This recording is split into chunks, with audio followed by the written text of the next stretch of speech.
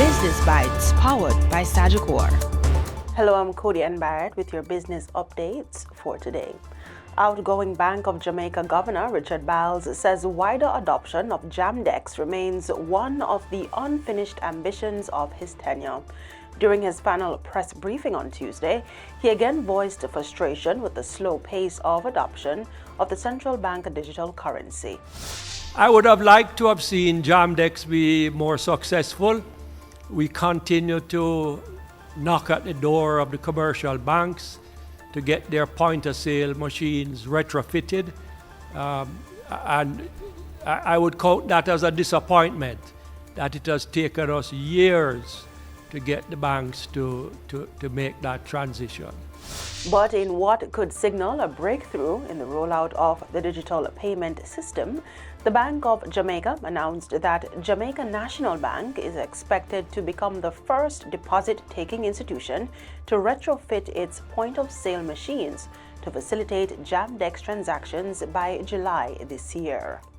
We will have one DTI who would have retrofitted their point-of-sale device for Jamdex, while the others have indicated a later time frame, and that would be by Q1 2027. So we do have some traction.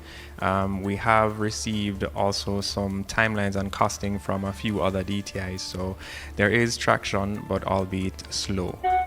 The central bank has also offered to cover half the cost of retrofitting POS machines in an effort to speed up adoption, and has kept that commitment, with assistance being given to JN Bank as it transitions. The outgoing governor also argued that Jamaica is capable of moving more transactions into the digital space once the necessary infrastructure is in place. He pointed to countries such as Brazil, where most smaller transactions are now completed digitally, adding that Jamaica is similarly positioned because of widespread usage of smartphones. Jamdex is phone-based. It's just that when you go to a merchant that has a POS machine and doesn't use a phone, then you have to retrofit that POS machine.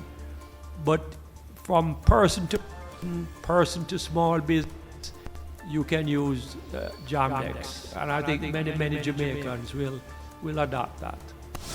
Beyond Jamdex, Biles reflected on the achievements and challenges of his tenure, including leading the central bank through the COVID-19 pandemic, global inflation shocks, just as the BOJ transitioned to an independent bank. I think that leading the Bank of Jamaica as an independent central bank has been a profound experience.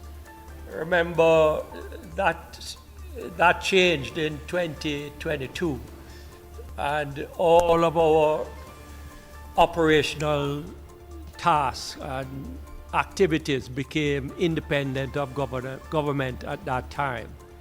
So it's been quite an experience to run a central bank in Jamaica for the first time in an independent fashion.